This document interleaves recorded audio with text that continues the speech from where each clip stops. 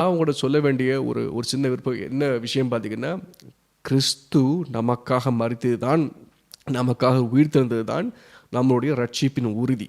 இந்த ரட்சிப்பின் உறுதியை உங்கள் மனசில் வச்சுக்கோங்க. உங்களுடைய நித்திய ஜீவன், இறைவன் உங்களுக்கு கொடுத்த நித்திய ஜீவன் எந்த காலமும் ஒரு மனுஷனும், எந்த பிசாசும், எந்த வாழ்க்கையும் அவங்களது பிரிக்காது ஆக்சுவலாக. அப்போ நம்ம வாழ்க்கையில் தவறு செய்கிறோமே, அதெல்லாம் என்ன ஆகுது? எல்லாமே பார்த்தீங்கன்னா நம்ம வந்து வருகின்ற தொடர்களில் வசனங்கள் வச்சு பார்ப்போம். அப்போ கடவுள் உங்களை ஆசீர்வதிக்கட்டும். நல்லா தியானிச்சு பாருங்கள். நம்மளுடைய விசுவாசம் பார்த்தீங்கன்னா, கிறிஸ்து நமக்காக செய்து முடித்ததை விசுவாசிப்பது தான் உங்கள் ரட்சிப்பின் ஆரம்பம் ஆக்சுவலாக. உங்களுடைய சுய வாழ்க்கையை தோல்வியை வச்சு நீங்கள் ஆரம்பிக்காதீங்க.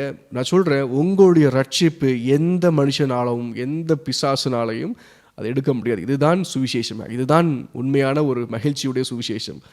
எந்த ஒரு சூழ்நிலை இருந்தாலும் உங்களுடைய ரட்சிப்பு உங்களை விட்டு விலகாது.